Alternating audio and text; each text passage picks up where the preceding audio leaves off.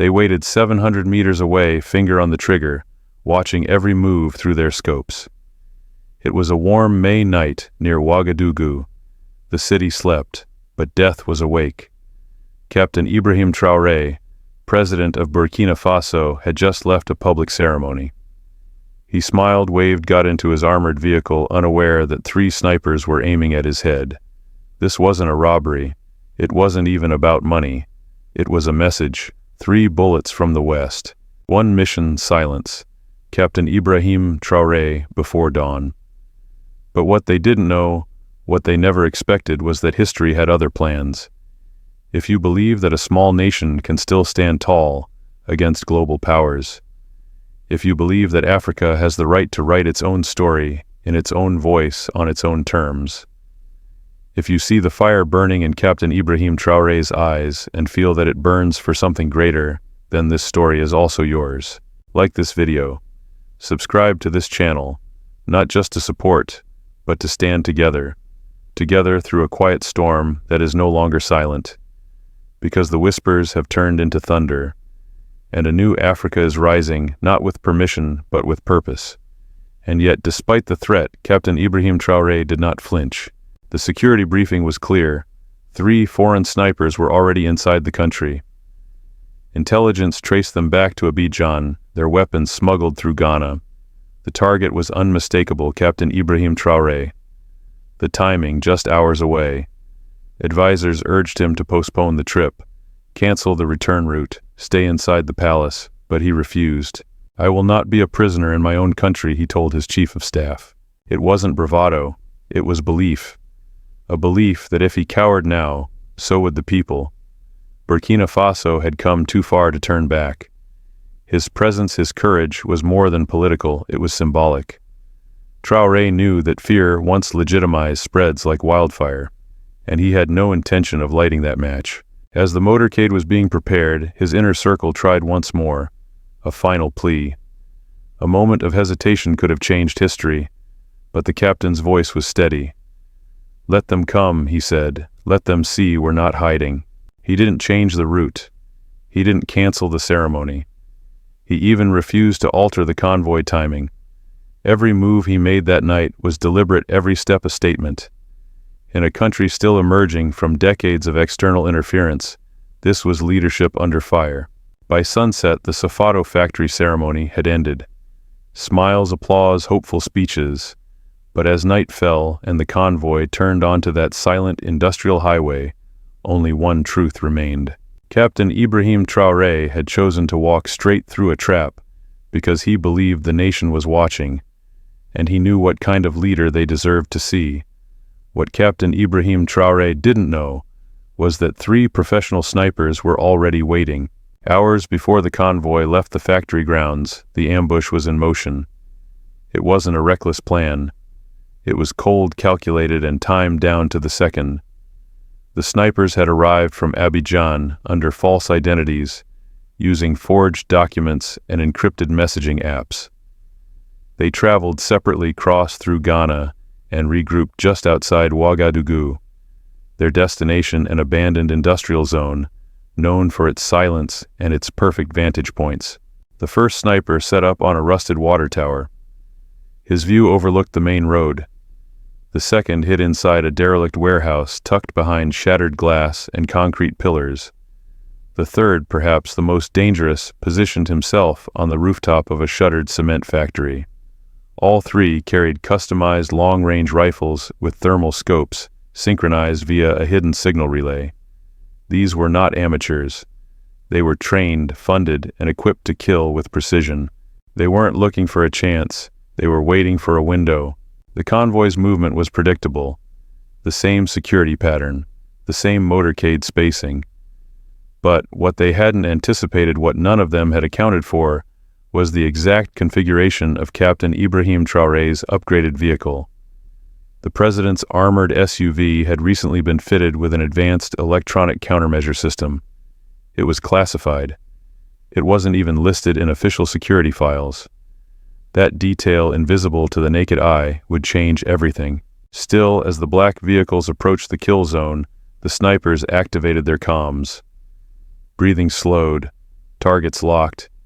The first shooter whispered eyes on. The second responded, confirming visual. The third ready.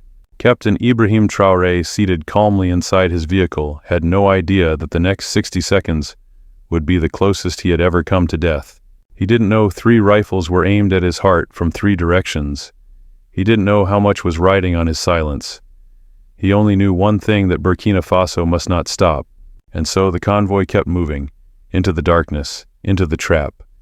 3 fingers tightened on 3 triggers, and the world held its breath. Then came the first shot. It cracked through the night like a whip. The bullet struck the side mirror of Captain Ibrahim Traoré's armored vehicle, shattering glass and twisting metal. The driver flinched but held steady. The convoy didn't stop. They had trained for panic. But this wasn't panic, this was precision. That bullet had missed by inches, but it wasn't a warning. It was the opening strike of a kill sequence. The second shot came less than 2 seconds later. It sliced through the air and slammed into the back door, right where a presidential guard had been leaning only moments before. The man had turned his head to speak just a simple glance, and that movement saved his life. The bullet tore through the leather interior and embedded itself in the steel frame. The convoy tightened. Every vehicle closed ranks. Communications lit up, under fire. Zone red, keep moving. Captain Ibrahim Traoré didn't duck. He didn't shout. He sat upright, listening, eyes forward, calm. He had prepared for this moment, though no one ever truly prepares for an attempt on their life. In that instant, every breath, every heartbeat slowed. He could feel the weight of responsibility pressing against the bulletproof glass around him. He didn't speak. He simply nodded to his chief bodyguard. That was enough. Then the third shot fired. It was meant to kill. A perfect angle, a perfect window. The bullet aimed straight at the front cabin, directly toward the head of state. But just as it entered range, the vehicle's newly installed defense system kicked in. A brief, silent burst of electromagnetic interference scrambled the signal lock on the rifle scope. The bullet veered, it missed. Barely, but it missed. In those seconds, everything changed. The convoy accelerated. Countermeasures deployed. Spotlights swept the buildings. Soldiers jumped from secondary vehicles and spread through the darkness with infrared goggles and loaded rifles. Chaos met training. Orders were short, sharp, and few. Sweep left. Warehouse rooftop, water tower, go loud. The snipers scrambled. The second shooter abandoned his position and fled. The third went silent, never confirmed again. Only the first sniper tried to hold his ground, desperate to reload, but it was too late. Burkina special forces were already climbing the tower. Inside the SUV, Captain Ibrahim Traoré remained composed. He did not tremble, he did not panic, but his eyes told the story. They were fierce, alive, burning with something deeper than fear, something older than anger, resolve. He had faced death before, but never this close, never this deliberate. 3 bullets had tried to rewrite the future of a nation. But Captain Ibrahim Traoré was still breathing, still leading, still defying the silence they had tried to impose with gunfire. While the bullets were flying in Ouagadougou, another front in the operation was quietly falling apart. Hours earlier, near the southern border with Côte d'Ivoire, Burkina special forces had flagged a suspicious vehicle at a remote checkpoint. It was a nondescript truck, dusty local plates, nothing out of place. But something didn't feel right. The driver was too calm, the manifest was incomplete, and one of the guards noticed faint scratches near the rear doors, like they had been forced open then repainted. They ordered a search. Inside, hidden beneath sacks of dried cassava and tarpaulin sheets, they found a black container bolted to the floor. The lock was military grade, not something a farmer would carry. When they pried it open, the truth came out in cold, gleaming pieces. Sniper rifle components, silencers, tripods, and encrypted radio signal boosters. Each item was clean new and tagged in French. The markings were unmistakable military issue. Some pieces were even stamped with unit codes used by elite Ivorian regiments. The discovery set off alarm bells in the capital.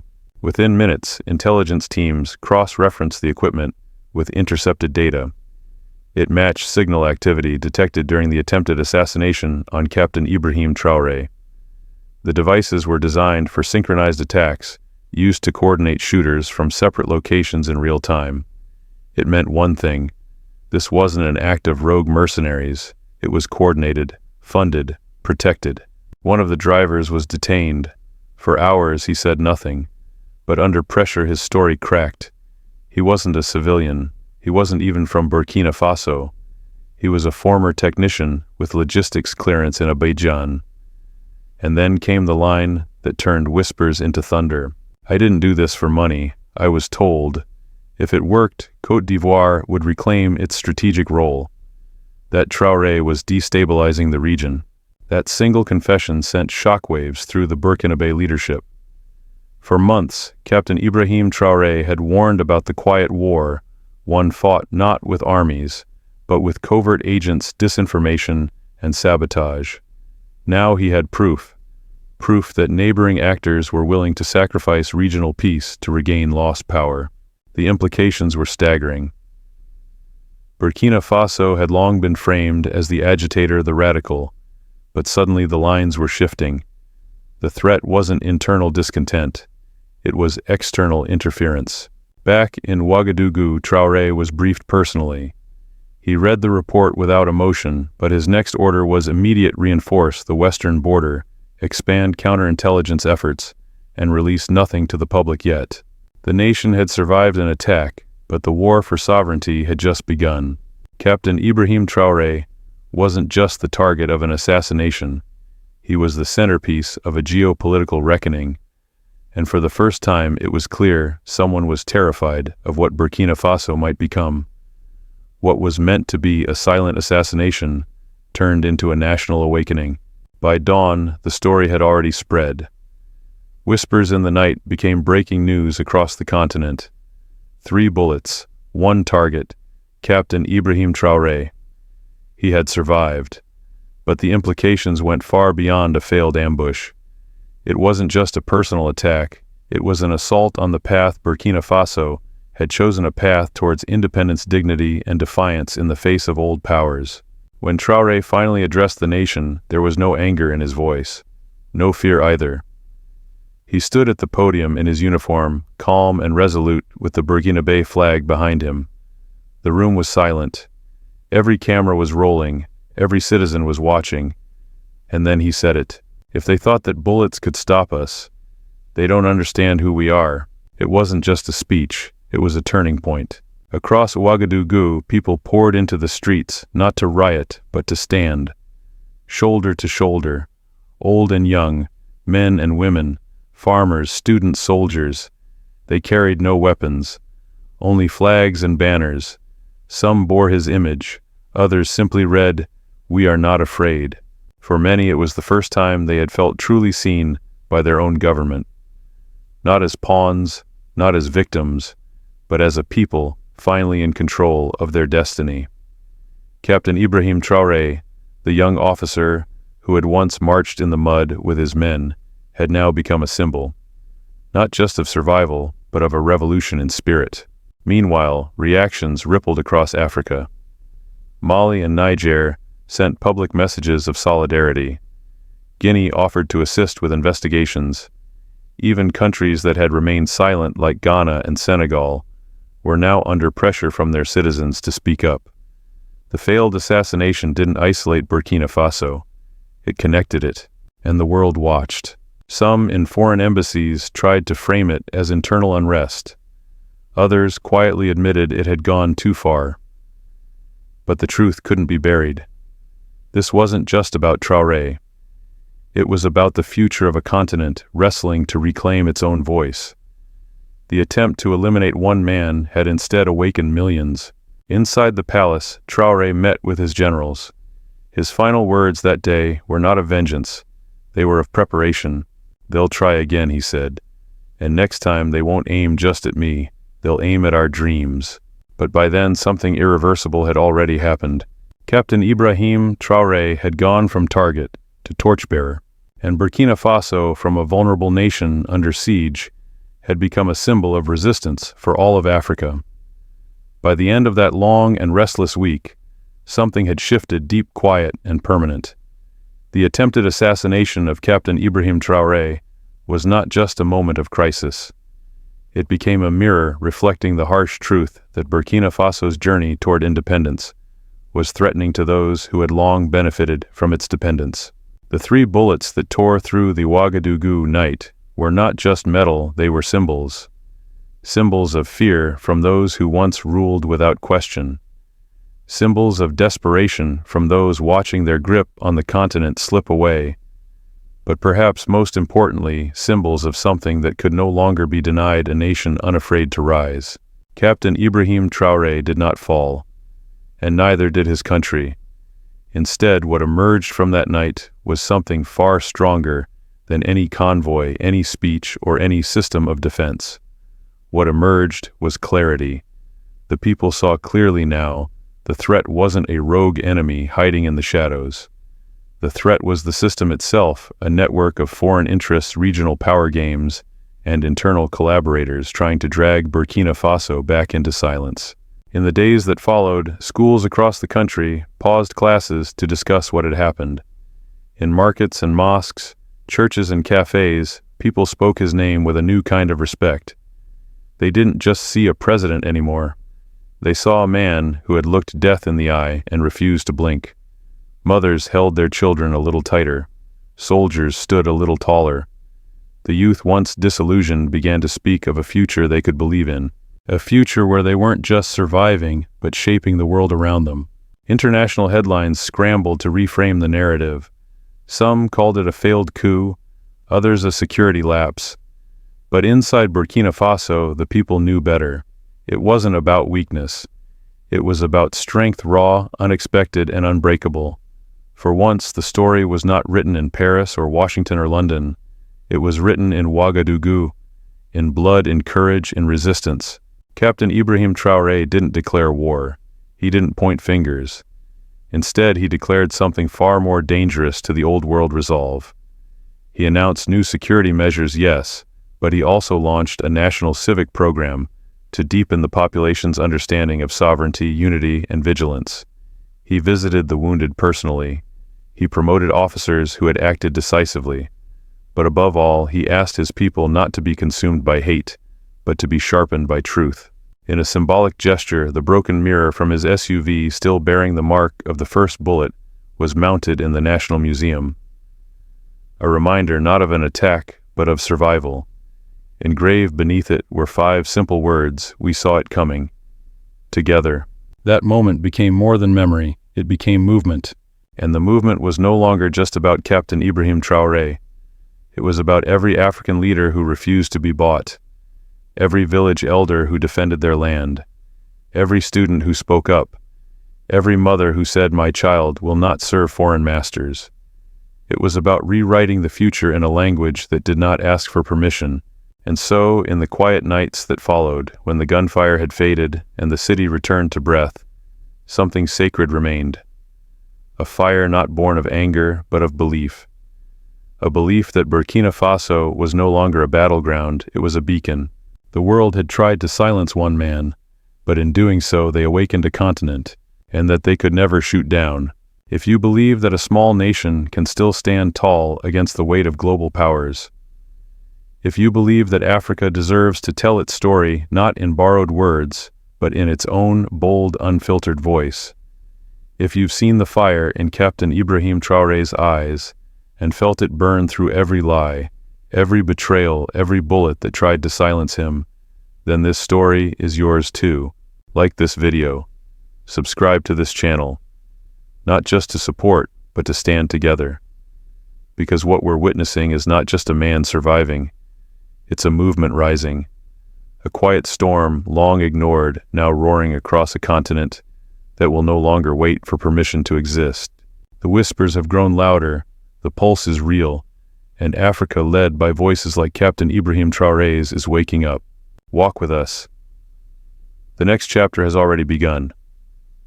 The story of the attempted assassination of Captain Ibrahim Traoré is not just a political thriller, it is a profound lesson in courage, sovereignty, and the cost of leadership in a world shaped by invisible empires. Beneath the bullets, beyond the snipers, and far past the shockwaves of that May night, lies a deeper truth. Nations that choose to stand on their own feet must also be prepared to stand alone. And yet that solitude, if rooted in purpose, becomes strength. The first lesson is about fear and how we respond to it. Captain Traore knew the risks. His intelligence briefings were clear. The threat wasn't hypothetical. It was imminent, precise, and deadly. But he did not hide. He did not delay. He didn't reshuffle his schedule to accommodate fear. Instead, he leaned into the storm. That choice sent a message far louder than any speech could, that fear must never be allowed to define the direction of a nation. Fear, when surrendered to, becomes policy.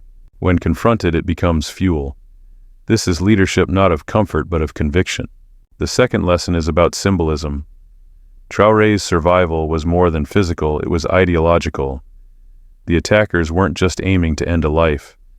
They were aiming to extinguish an idea that a young African leader could chart his own course without asking permission, that Burkina Faso could break free from foreign influence and redefine its destiny.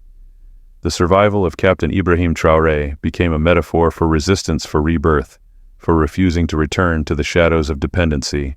Thirdly, the story highlights the price of sovereignty. True independence is not declared, it is earned, and earned again, and defended daily.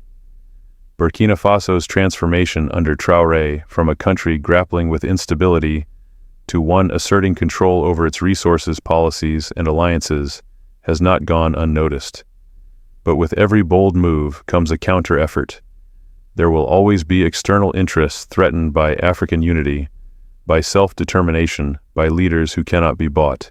The attack on Traoré was a reminder that sovereignty comes at a cost, and the bill is often paid in silent sacrifice and solitude. Another powerful lesson comes from the people's response. Burkina Faso did not descend into panic or chaos. Instead, it rose in unity. The streets were filled not with anger, but with resilience. Citizens gathered in peace, in pride, in purpose. They did not scream for revenge. They stood for vision. And in that calm, disciplined defiance, we see the true heartbeat of a sovereign people. It is easy to rally in comfort, but to rally in crisis that reveals the soul of a nation. This story also teaches us about narrative control. For too long, Africa's story has been told from outside, filtered through foreign media, twisted by politics, diluted by distance. But this time, the voice came from within. The attack may have been orchestrated beyond its borders, but the response was written in the language of ownership. Captain Traoré didn't wait for international sympathy or validation. He acted, he spoke, and most importantly, he trusted his people to understand the stakes. That is how new narratives begin, not by asking for the spotlight, but by building light of one's own. There is also a lesson in restraint. After the assassination attempt, Traoré could have lashed out. He could have named names, blamed governments, severed ties, but he didn't. His first act was not revenge, it was reinforcement. His first speech was not warlike, it was resolute. He understood something many forget, that true strength is not in how loudly one reacts, but in how deliberately one responds. His calm, measured leadership not only preserved regional stability, but also exposed the recklessness of those who sought to destabilize it. Furthermore, this story compels us to reflect on the nature of modern warfare.